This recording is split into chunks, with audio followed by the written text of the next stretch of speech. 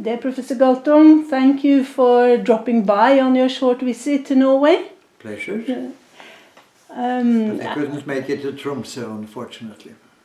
No, I understand that, but we're very happy that you would give some information to send. As we have passed from 2017 to 2018, there has been a lot of concern for the perceived tension between Norway and Russia, especially from people in the northern region of Norway. Since there hasn't been that much of violence before, relatively peaceful with Russia, how did we do that? Is there anything from before that we can use in the situation today? Well, it's a long and complicated question, like most social questions. And you see, I could say, let us go back to 395 to get a beginning. Unfortunately, we have to do that. You see, what happened in 395 set the tone for what we experience today. And that was the division of the Roman Empire in two parts. The Western Roman Empire and the Eastern Roman Empire. And it was done along religious line. The Western part was Catholic and the Eastern part was Orthodox. They were both Christians, but two different Christianities. One might say, although the present Pope, together with the present Patriarch of the Orthodox Church, have agreed in a recent statement that there are not two Christianities, there are one and the same. Now, in saying that, they excluded the evangelical Christianity, the Lutheran evangelical.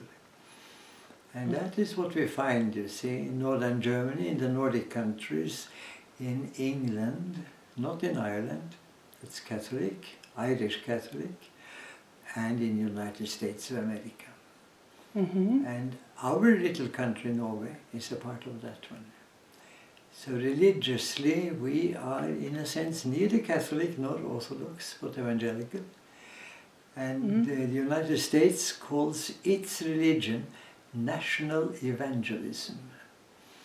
I see. And there are those like me who say that often it sounds more national than evangelical. Now, having said that, we have a sort of little map of Christianities, which is indispensable. And then after 395, when the tone was set, there was a confirmation, the so-called schism in 1054, where the Catholic Pope in the Western part and the Orthodox Patriarch in the Eastern part declared each other satanic, excluding from Christianity. They excluded each other and saw each other as Satan's ilk, I-L-K. Now, that was tough and that was strong. And we are living in the aftermath of that, or if I should put it this way, we are living on a long historical wave between West and East, between Catholic and Orthodox. And the Orthodox part of Europe developed not only its own Christianity, but its own writing. Greek alphabet in Orthodox Greece. Greece has also a Catholic part, but the Greek alphabet. The Cyrillic alphabet, which is a derivative by two monks, Kyrillus and Methodos, were the names of the monks. Kyrillus, who developed the Cyrillic alphabet, the Russian alphabet, which is also used in Bulgaria and in the Russian part of Ukraine. And you see, Ukraine becomes basic because the name Ukraina, Ukraina in Russian means at the border. It's a very accurate name. It's division lines. I know only one country that has an equally accurate name, and that's our own. Norweger, the road to the north. Ukraina, at the border, between what and what? Between Catholic and Orthodox. So as it seems to me, because of this history, we have conflicts today that we try to solve without the historic awareness, or... In that history, one can clearly say that there have been 3 major attacks by the West on the East. And the West, more particularly with the so-called Teutonic Knights, who were carriers of Catholic Christianity into the Eastern Territory, into the Baltic states, Poland, way into Ukraine. And then, of course, the 2 famous Western psychopaths, Napoleon and Hitler. I say psychopaths using the technical definition, narcissism and paranoia. In other words, exceptionally high views of themselves and feeling of being persecuted and that the world is insecure and ganging up against them. Napoleon and Hitler met those bills. So they attacked Napoleon in 1812 and Hitler in 1941, Operation Barbarossa. They attacked. Now how about Russian attack or Soviet-Russian attack on the East? Well, when I wouldn't say attack, but I would say the following, and it's important to know it. Nothing happened up in northern Norway except in 1944 when the Red Army was following, persecuting, driving out the Germans from Russia via Finland into northern Norway. Sweden was neutral, as you know. So they had to squeeze up into northern Norway, quite a lot of them actually. They were driven up there, and the Russians pursued them across the border into northern Norway. Then the government in Norway, in London, said stop. They were much more afraid of the Russians using this as a pretext to occupy northern Norway than they were actually afraid of the Germans. The Russians stopped immediately. The Red Army, they stopped and made it possible for the retiring Germans to burn off northern Norway to the point of cutting telephone cables into pieces of 20 centimeters. All of that happened because the Russians were not permitted to pursue them. Now that's a heavy burden on Norwegian history, and Norway has not been able to come to grips with it. So I have put it in clear terms, and it's the way I look at it. I think it would have been to our advantage to say to the Russians, will you please help us? We will be landing our troops. We will try to. But will you please help us? Drive them out of northern Norway on the condition that you withdraw afterwards immediately. They could have done that. But let us now make very clear, in the period, in the historical period, with this one very ambiguous exception, there hasn't been a single Russian attack on Norway. I would say there hasn't been a Norwegian attack on Russia either. But you see, the net conclusion of what you said, there has been no more Russian attack. aggression from the western side to east than the other way around, and still we are afraid of Russia. For a very simple reason. Very simple reason. When you attack somebody, you may be afraid of him. And you're afraid of him because you think he may take revenge. And also after the Second World War, there has been a lot of issues between Norway and Russia that has been handled very talentful. The situations with the oil, with organizing the borders. So there's so many situations. That of course is recent history, but if you look at these 1,000 years of history, from 1000 to 2000, what happened across that border was trade. Trade, trade, trade. Uh-huh. The Russians came with furs and skins and metals, gold at times. They were rich, they had things. And the Norwegians had, what shall I say, fish, food products, quite a lot of it, and other things. I see it as 1,000 years of trade relations. Ah, so. Trade relations and pomor trade, and the radiation was peaceful. There were, practically speaking, no incidents of any kind. And of course now in the midst of this you have Kirkenes, Yes. which is maybe the city, definitely in Norway, but one of the cities in the world where the highest percentage of the population are spies. From both sides, spying on each other and also spying on the spies on the other side. So you have a business relation there, and I think the hotels in Kirkenes make good business out of espionage. But apart from that, there's nothing serious happening of any kind. Nothing. The relationship is perfectly peaceful. So could and there is absolutely no proof of any plan of Russia to take over Norway or anything of the kind. So this spin. And that spinning is done, I think, essentially in the US. And the US has Russia on top of its enemy list. Now, if you look at the size of the US Army, an enemy is indispensable.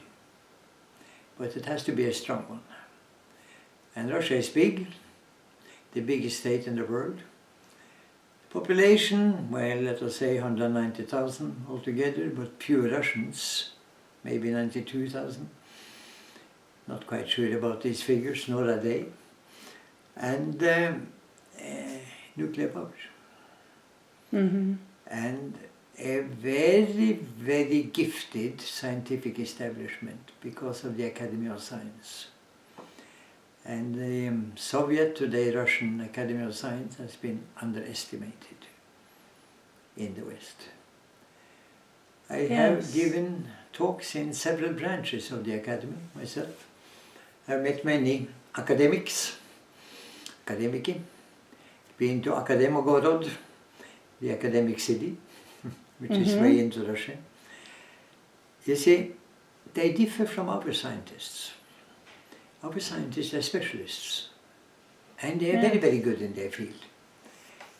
A Russian academic, in the sense of being a member of this club, is a very versatile generalist who talks a number of languages, in addition to being a specialist in his field. A deeply cultured person. I cannot say that to American scientists I know. They're extremely good in their field, it's full stop. So maybe in other areas they had the shock, like in pedagogy, when they found Vygotsky's work, which were very advanced in comparison with the Europe thinking. Very, very important. Yes. Very important. So and I think pedagogy for them was not only something for schools, it was something for the relation to the people. How do you raise the people educationally? That's an important Not difference. necessarily in school, but outside of school too. So I understand you have optimistic view, and that keeping up with the trades and continue with building relations. I'm not saying I have an optimistic view. You don't? Because the problem is not in Russia, the problem is in the United States of America, and the problem is in Norway being a client state of the USA. United States of America, given the size of its army, needs an enemy. Yes. It has to be a credible enemy. That enemy, given the size of the nuclear arsenal in the United States of America, has to have nuclear weapons. Russia meets two bills. Then you have to construct Russia as an enemy. And you build on 395, 1054, the things I mentioned from the past. You build on that tradition. You don't build on facts. And the fact is, yes, there have been wars. We attacked them. They did not attack us. Then you can say, but they had the Bolshevik Revolution. Yes, they had the Bolshevik Revolution in 1917. They have just been celebrating it.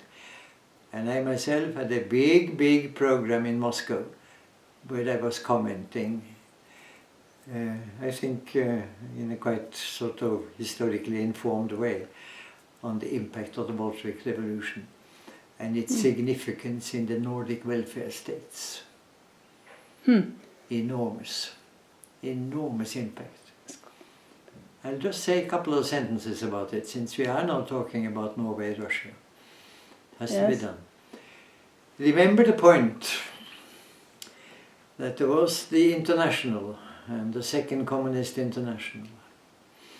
It was strong, and it was meeting in Moscow. And it came out of a tradition. And the tradition of communism was from the Paris Commune. It was not communism, but communism. The Paris Communism. And it was there they made the song The International, about the brothers of the world and all of that kind of thing. And that song was made by a French poet, and I think the tune is French too. It's all French because it comes from the Commune de Paris, 1870, 1871. So as I said, it's communism, not communism. Now, this of course is unknown to many people, and I don't accuse the United States of knowing history. We'd never accuse them of that. They know at most 4 years their own administration, and what is before that is history already. And they have some ideas in the next administration. They will want to gain it and continue. But their time perspective is short. The Russian time perspective is very long. They fathom all of this. And Norway has taken over much of the American way of thinking, unfortunately. It seems that the relation to Russia is not so much between Norway and Russia, but about what is happening elsewhere in the world, and taking into account That's what I'm saying. It's not a relationship between Norway and Russia, it's a relationship between the United States and Russia, and Norway following that. But be careful now. It is Eastern Norway with Oslo. Northern Norway knows too much about it. They have only good relations because the trade that I was talking about reached not only Kirkenes but down to Tromsø and further on to Trondheim. The trade relation, let us say Northern Norway. So to close up our talk here, any suggestion? What could, as me, ordinary people do? What can we do to make a better situation?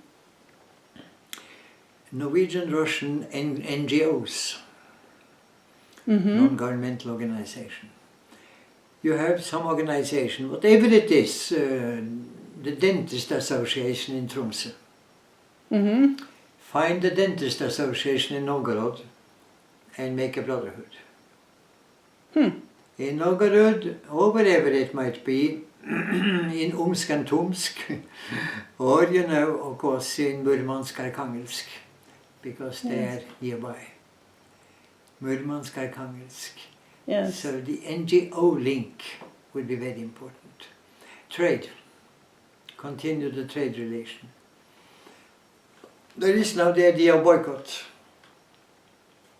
Refuse it. That idea comes from Oslo, comes from the United States via Oslo. It doesn't seem like a good idea.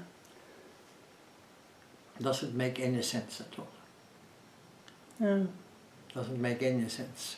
I mean, these are neighboring countries and we have a right to be neighbors. And as I said, we have 1,000 years of good relations. If you forget 1,000 years and only think of some recent statements where Russia today has reacted to what? To NATO Western coming aggression. Up to its borders. Yes. Yes, You know, Finland and Sweden are still neutral. You may talk about leaning towards the West and so on, but they're still neutral, non-aligned.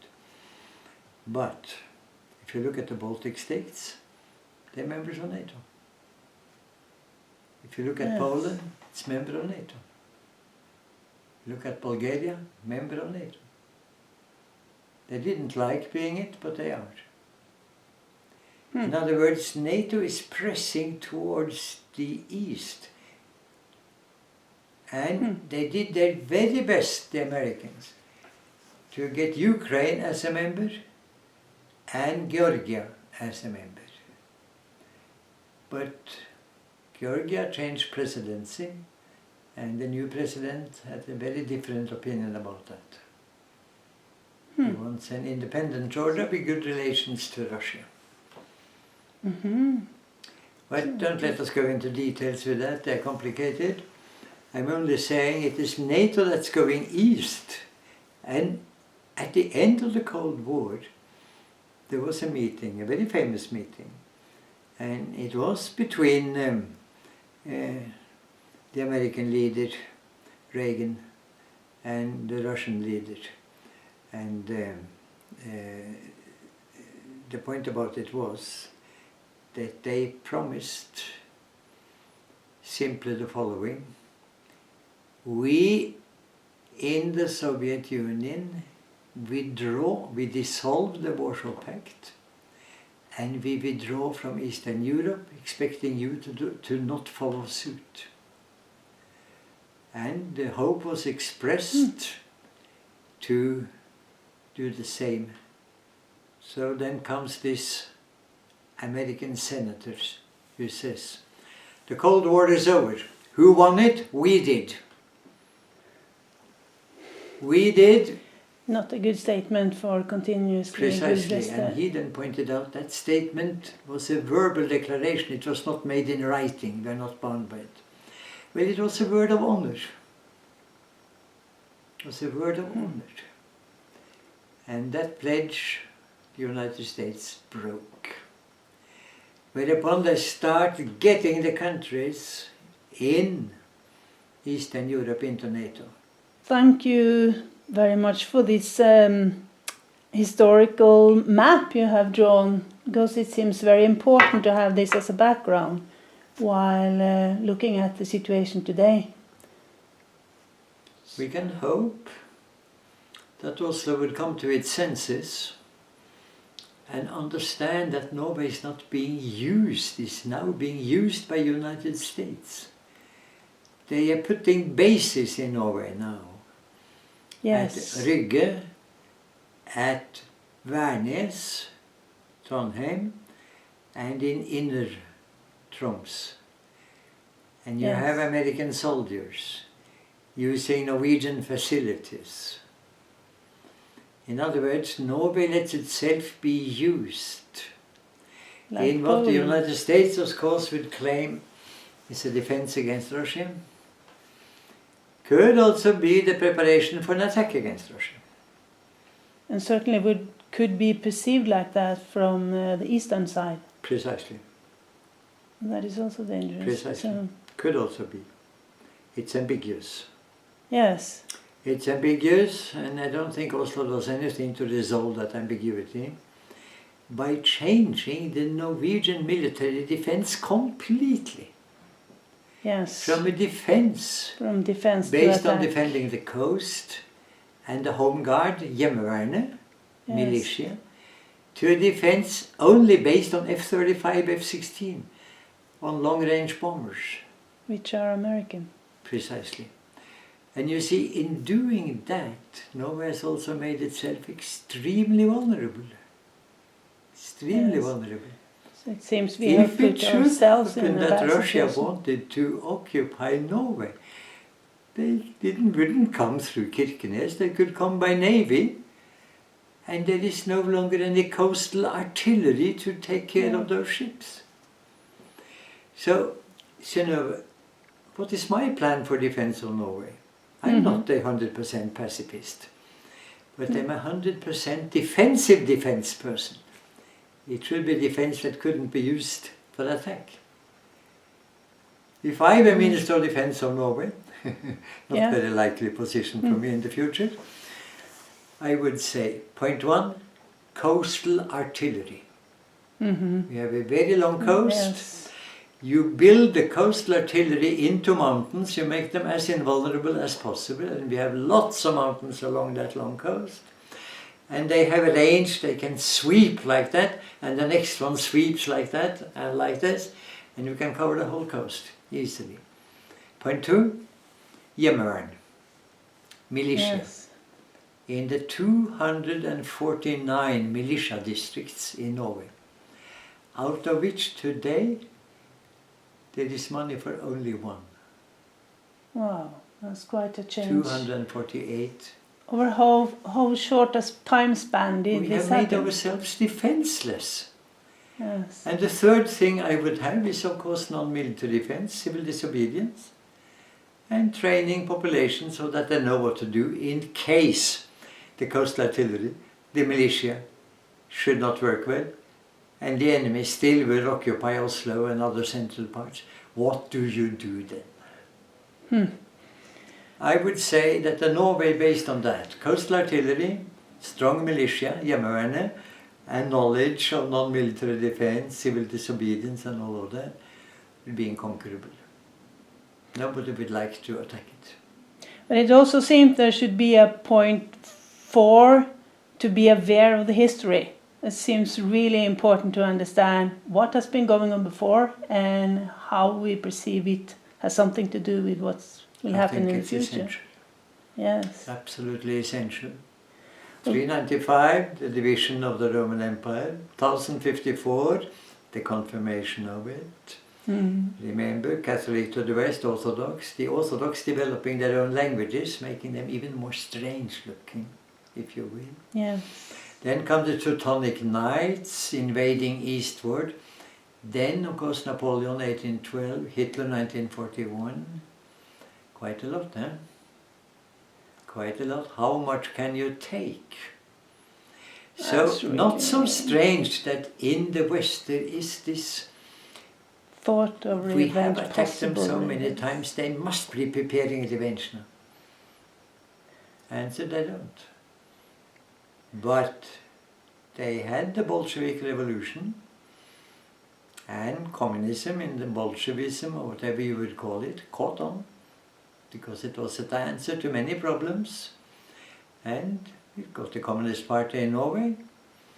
The Norwegian Labour Party distanced itself from it because it knew it would have no chance to get into government unless it at the same time was a declared democratic party. So Einar Gerhardsen, whom I happen to know very well personally, very, very well, embracing him very many times. He invited me to talk in the Arbeidersamfunnet, the Labour Society, several times. And one of my talk was, I kind of think, politically quite important. I see. Quite important. And it was Einar Gerhardsen behind it. Now he, you see, that guy, kept his admiration not for the Bolshevik Revolution, but for the 5 years plans, the Petiletka. That it was possible to plan and to raise the level of those at the bottom in a period of 5 years. I see. They got into power 1935-36, the first 5-year plan was up to 40. He copied that. And for that reason you still have planning in Norway. Even under the conservative government you have planning. It's not only a so-called free market system, it's market plus plan. Quite interesting. Well, thank you so much for shedding light on all of this. It certainly will be a interesting and useful background for further discussions and a good map for the future. I try to share the little I know with as many as possible. What do you have some knowledge for? Unless to share it with others. Thanks a lot. So not You're so quite welcome. optimistic and not pessimistic, but very realistic, and there are things to be done. Realism in your head, idealism in your heart, hand in hand. Thanks a lot.